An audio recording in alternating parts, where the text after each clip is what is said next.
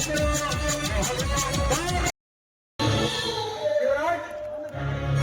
ಜೀವನದಲ್ಲಿ ಆಗಬಾರದ ಘಟನೆ ನಡೆದೋಯಿತು. ನಾವು ಹೀಗಾಗುತ್ತೆ ಅಂತ ಕೇಳಲಿಲ್ಲ. ಆಗಬಾರದೇನಾಗಿದೆ? ಅವರು ಮಾತನಾಡುವ ರೀತಿ ನೋಡಿದರೆ ಎಲ್ಲಿಯೋ ದಾರಿ ತಪ್ಪಿದಂತೆ ಕಾಣುತ್ತಿದೆ. ಶಿವರಾಜ್, ಹೇಳಲಾದ ಕೇಳಲು ನನ್ನ ಮಗ ಬೆಂಗಳೂರಿಂದ ಊರಿಗೆ ಬಂದು ಬಿಟ್ಟಿದ್ದಾನೆ. ನಮ್ಮ ಮಗ ಬೆಂಗಳೂರಿಂದ ಬಂದರೆ ನಮ್ಮ ವ್ಯವಹಾರಕ್ಕೆ ತೊಂದರೆ ಆಗಬಹುದೆಂಬ ಆತಂಕ ನಿಮ್ಮ ಮನಸ್ಸಿನಲ್ಲಿ ಹುಟ್ಟಿಕೊಂಡಿದೆ. ಡೋಂಟ್ ವರಿ, ತಾವು ಯಾವುದಕ್ಕೂ ತಲೆ ಕೆಡಿಸಿಕೊಳ್ಳಬೇಡಿ.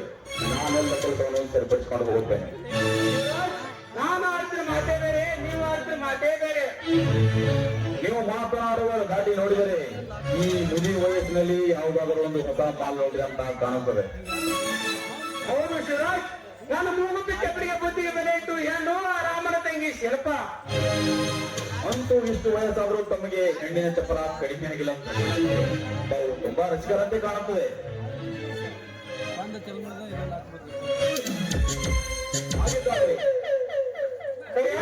ಏನಾದರೂ ಇದೆಯೇನೋ? ಯಾಕೋ ಇವತ್ತ ತಲೆ ಸರಿಲ್ಲ, ಅದರಿಂದ ಸ್ವಲ್ಪ ಮನಸ್ಸಿಗೆ ನೆಮ್ಮದಿ ಇರಲಿ. ಆರಂಭದಲ್ಲಿ ಏನು ತಂದು ಕೊಡ್ತೇವೆ.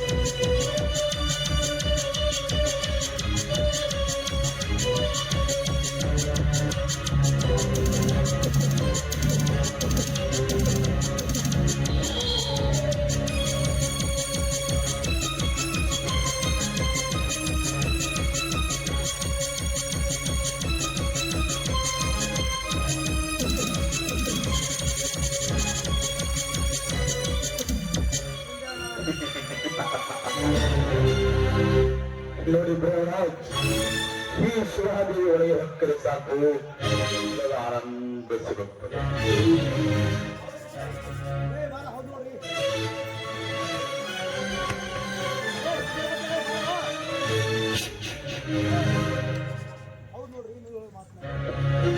ಹೌದು ನೋಡ್ರಿ, ನೀವು ಹೇಳಿದ ಮಾತು ತುಂಬಾ ಹಿಡಿತು. ನನಗೆ ಆನಂದವೋ ಪರಮಾನಂದ, ಆನಂದವೋ ಪರಮಾನಂದ.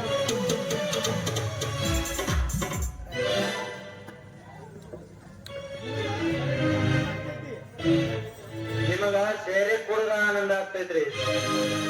ಆದ್ರ ನನ್ನನ್ನ ಯಾರನ್ನ ಕಡಿಲಿ ಅಂತ ನನ್ನ ಮನಸ್ಸು ಒಂದು ಸಣ್ಣ ಚಡಪಡ್ತೈತ್ರಿ. ಕಡಿಯೋ ಸಮಯ ಇದು ಇಲ್ಲ. ಮುಂದೆ ಐತಿ, ಯಾರನ್ನ ಕಡಿ ಅಂತ ಹೇಳ್ತೀನಿ, ಅವತ್ತ ಕೆಲಸ ಮಾಡೈತಿ. ಈಗ ಸುಮ್ಮನೆ ನಿಂತಿಕೋ. ಗೌಡ್ರೆ, ನಾನು ಆ ಸಮಯವನ್ನ ಕಾಯಕತ್ತ ಬಹಳ ದಿನ ಆದ್ರಿ. ಆ ಕಾಲ ಎಂದು ಕೂಡಿ ಬರ್ತೈತಿ ಅಂತ ಒಂದು ಸವಾನೆ ಜೀವ ಬರ್ತೈತಿ.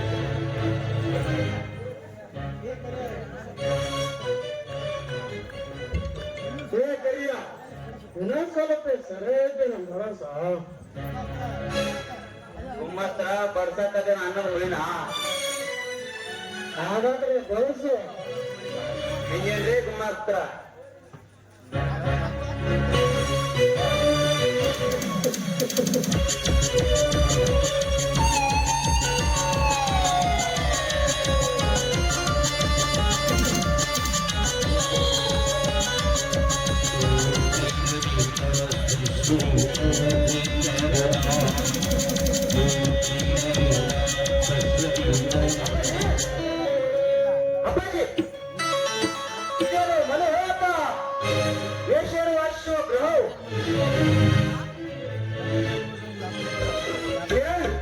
ನೀನು ಯಾರಿಗಿಂತ ಮಾತನಾಡ್ತಿರುವ ಸ್ವಲ್ಪ ಪ್ರಶ್ನೆ ಇದೆ. ನನಗೆ ಪ್ರಶ್ನೆ ಇದೆ ಅಂತಲೇ ನಾನು ನಿಮ್ಮ ಮುಂದೆ ಮಾತನಾಡುತ್ತಿದ್ದೇನೆ. ಇದೆಲ್ಲ ಏನು ನಿಮ್ಮ ಅವತಾರ? ಈ ಶಕ್ತಿನ ಆವೇಶದಲ್ಲಿ ನಿನ್ನ ಹೆತ್ತ ತಂದೆಗೆ ಈ ರೀತಿ ಮಾತನಾಡುವುದು ಸರಿಯಲ್ಲ. ನೀನು ಚಿಕ್ಕವನು, ಪ್ರಪಂಚದ ಜ್ಞಾನ ಇಲ್ಲದವನು. ನೋಡಿ ಮಿಸ್ಟರ್, ಈ ವಿಷಯದಲ್ಲಿ ನಿಮಗೆ ಹೇಳಲಿಕ್ಕೆ ಇಲ್ಲಿ ಕರ್ಸಿಲ್ಲ.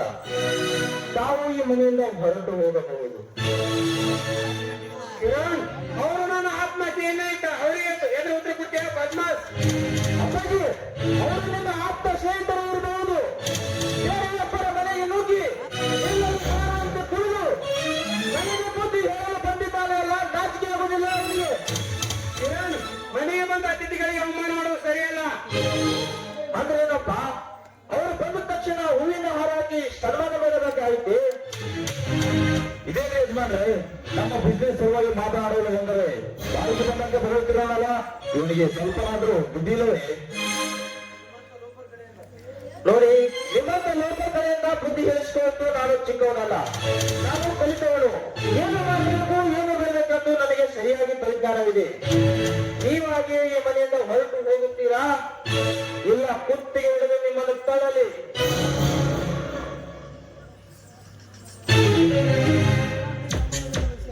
ನೋಡಿ, ನೀವೆಲ್ಲರೂ ಈ ಮನೆಯಿಂದ ಈಗಲೇ ಹೊರಟು ಹೋಗಿ. ಕಿರಣ್, ನಿಮಗೆ ಸಂಬಂಧ ತೆಗೆದುಕೊಂಡು ಯಾಕೆ ತಲೆ ಕೆಡಿಸುತ್ತಿರುವೆ? ಯಾವ ಊರಿಗೆ ಬಂದು 2 ದಿವಸ ನಿಂತು ಆರಾಮಿಗೆ ಹೋಗಬಾರದೆ? ನೋಡಿ, ಅದಕ್ಕಾಗಿ ಅನಿಸುತ್ತೆ ಆ ಬಡವರ ಮನೆಯ ಮೇಲೆ ಬಲಾತ್ಕಾರ ಮಾಡಲು ಹೋಗಿರೋ ಕಾಣುತ್ತದೆ. ಅವಳಿಗೋಸ್ಕರ ನೀವೇ ಕಚ್ಚಿಕೊಳ್ಳುತ್ತೆ. ನೋಡಿ, ನೀವು ಮಾತನಾಡುವುದು ನಿಲ್ಲಿಸಿ. ಈ ಎಲ್ಲ ಪತ್ರಗಳನ್ನು ಮನೆಯಿಂದ ಆಚೆ ಕಳಿಸಿ. ಕಿರಣ್, ನೀನು 2 ಅಕ್ಷರ ಕಲ್ತ್ರ ಮಾತ್ರಕ್ಕೆ ಮಹಾಬುದ್ಧಿವಂತನಾಗಿಲ್ಲ. ನೋಡು, ಇದಿನ ವಿಚಾರ ಮಾಡಿದ್ರೆ ಸುಮ್ಮನೆ ಈ ಮನೆಯಲ್ಲಿ ಇರುವುದಾದ್ರೆ ಇರಬಹುದು. ಏನವಾದ್ರೆ ಈ ಮನೆ ಬಿಟ್ಟು ತೊಲಗಬಹುದು. ಹೋಗುತ್ತೇನೆ, ಹೋಗುತ್ತೇನೆ.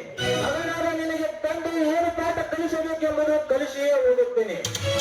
ಹೋಗುವಾಗ ಕೊನೆಗಾಗಿ ಒಂದು ಮಾತು ಹೇಳುತ್ತೇನೆ. ಇದು ಕಲಿಯುಗ. ಇಲ್ಲಿ ಸತ್ಯವಾಗಿ ನಡೆದರೆ ಮಾತ್ರ ಬದುಕಬಹುದು. ಇಲ್ಲವಾದರೆ ಮಾಡಿದ ಪಾಪ ಇದೇ ಜನ್ಮದಲ್ಲಿ ಕಳೆಯಬೇಕಾಗುತ್ತದೆ. ನಮಸ್ಕಾರ, ಬರುತ್ತೇನೆ.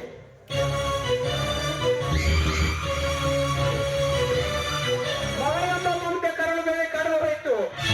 ಇನ್ನು ಮುಂದೆ ನನಗೆ ಯಾರಿಗೂ ಭಯವೇ ಇಲ್ಲ.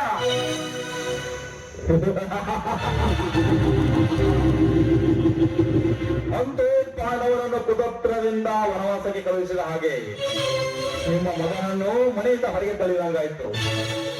ಮಕ್ಕಳೇ, ತಾವು ತುಂಬಾ ಹುಷಾರಾಗಿರ್ಬೇಕು. ನಿಮ್ಮಂತ ಆಪ್ತಮಿತ್ರ ಇರುವಾಗ ಭಯ ಅದು ಎಂದಿಗೂ ಸಾಧ್ಯವೇ ಇಲ್ಲ.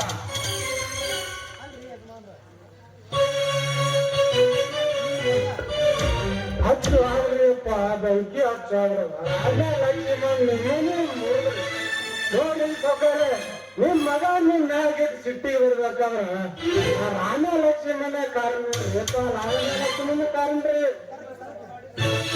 ಗುಣಸ್ತ್ರೀ, ನೀವು ಮಾಡ್ತಿರೋ ತರ್ಕ ಸರಿ ಇದೆ. ನಾನು ಕೂಡ ಅದೇ ವಿಷಯ ಹೇಳ್ಬೇಕಂತ ಅನ್ಕೊಂಡಿದ್ದೆ.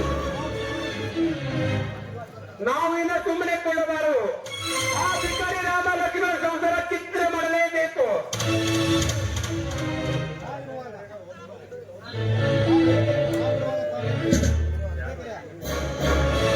ನಾವಿರುವಾಗ ನೀವ್ಯಾಕೆ ವಿಚಾರ ಮಾಡ್ತೀರಿ? ಮುಂದೆ ಮಾಡ್ಬೇಕಂತ ನಾನು ಹೇಳ್ತೀನಿ. ನಡೀಲಿ ಒಳಗೆ ಬಾ.